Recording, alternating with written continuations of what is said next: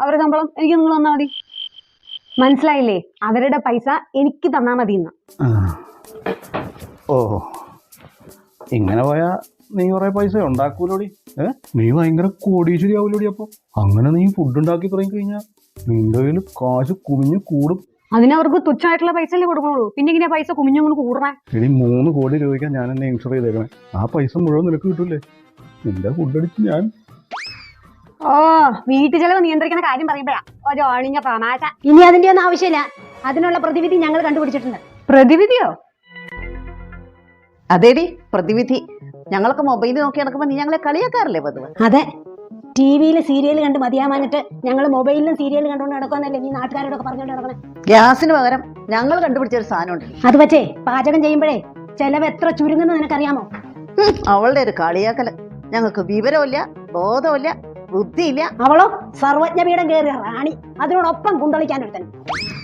ലോകത്തിലെ മുഴുവൻ പാചകത്തിന്റെയും ചെലവ് ചുരുക്കുന്ന പരിപാടി അത്. ഇനി ഗ്യാസിന് എത്ര വില കൂട്ടിയാലും അതൊന്നും അടുക്കളയെ ബാധിക്കുന്ന പ്രശ്നമാണ്. വല്ല നിരാഹാരം കിടക്കാനുള്ള പരിപാടിയായിരിക്കും. പോടി പിള്ളേ, ഇത്തവണത്തെ നോബൽ സമ്മാനം ഞങ്ങൾ 2 പേരും കൂടെ പങ്കിടും. അപ്പോഴും ഈ പുച്ഛം നിന്റെ മുഖത്ത് കാണണം അല്ലേ ചേച്ചി? ഓഹോ, എന്നാ ഒന്ന് കാണണമല്ലോ കണ്ടുപിടുത്തം. വാടി, അടുക്കളയിലേക്ക് വാടി, കാണിച്ചു തരാം. ഓഹോ, വെല്ലുവിളിയോ? നിങ്ങൾ എന്താ നോക്കിയിരിക്കാൻ വെച്ചാ? വാ ഇങ്ങോട്ട്. ഇങ്ങോട്ട് വാടി. അവളുടെ ഒരു പുച്ഛം. ഇതിപ്പോ ഒരു ഗ്യാസ് സ്റ്റവ് അല്ലേ, ഇത് ഓൺ ആക്കിയിട്ട് പോലുമില്ല. പക്ഷെ ഇതിന്റെ മുകളിൽ ഒരു പാത്രത്തിൽ വെള്ളം വെച്ചാലേ നല്ല ചൂടാവുന്നത്. തിളച്ച വെള്ളമായിരിക്കും കയറ്റി വെക്കാൻ പോണത്. ഒന്ന് പോടി പിള്ളേ, നീ എന്നെ കയറ്റി വെച്ചോടി. എന്നിട്ട് നീ നോക്കടി. ആഹാ, എന്നൊന്ന് അറിയണമല്ലോ.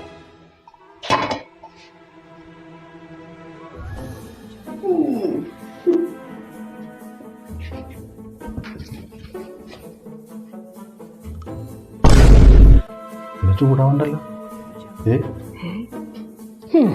നീയും തൊട്ട് നോക്കടി, ബോധ്യപ്പെടറി. ഇങ്ങോട്ട് മാറി കഴിച്ചേ, ഞാൻ നോക്കട്ടെ. ശരിയാണല്ലോ, ചൂടാവണ്ടല്ലോ. സ്റ്റൗവിന്റെ നോബ് ഓഫാണല്ലോ, ഗ്യാസ് വന്ന നോബും ഓഫാണല്ലോ. പിന്നെ ഈ വെള്ളം ഇങ്ങനെ തിളച്ചു. അതല്ലേ എടി നിന്നോട് പറഞ്ഞേ ഞങ്ങളൊരു കണ്ടുപിടുത്തം നടത്തിയെന്ന്. എടി, നാളെ മുതൽ ഞങ്ങൾ നോബൽ സിസ്റ്റേഴ്സ് എന്നറിയപ്പെടും. എന്നാലും ഞാനിതെങ്ങനെ സഹിക്കും? സഹിക്കൂല, നിനക്ക് സഹിക്കൂല. ഞങ്ങൾ ആരാന്നിപ്പോ നിനക്ക് മനസ്സിലായില്ലേ? അതൊക്കെ ഓക്കെ. നിങ്ങളുടെ നോബൽ പ്രൈസ് ടെക്നിക്ക് ഒന്ന് കാണിച്ചു തന്നെ. അതൊക്കെ കാണിച്ചു തരാം. നീ ആ തിളയ്ക്കുന്ന വെള്ളമൊന്ന് മാറ്റി അങ്ങട്. മാറ്റി. നീ അങ്ങ് മാറി. ലോകത്തെ മുഴുവൻ ഞെട്ടിക്കുന്ന ഞങ്ങളുടെ കണ്ടുപിടുത്തം ഇതാ കാണ്, ഇതാ കാണ്, ഇതാ കാണ്. കാണടി, കാണടി, കണ്ണൂർന്ന് നോക്കടി, നോക്കടി, നോക്കടി പുല്ലേ, ഗ്യാസ് ഇല്ലാണ്ട് സ്റ്റൗ കത്തണത്. ഇത് മെഴുകുതിരി കത്തിച്ച് വെച്ചേക്കണമല്ലേ?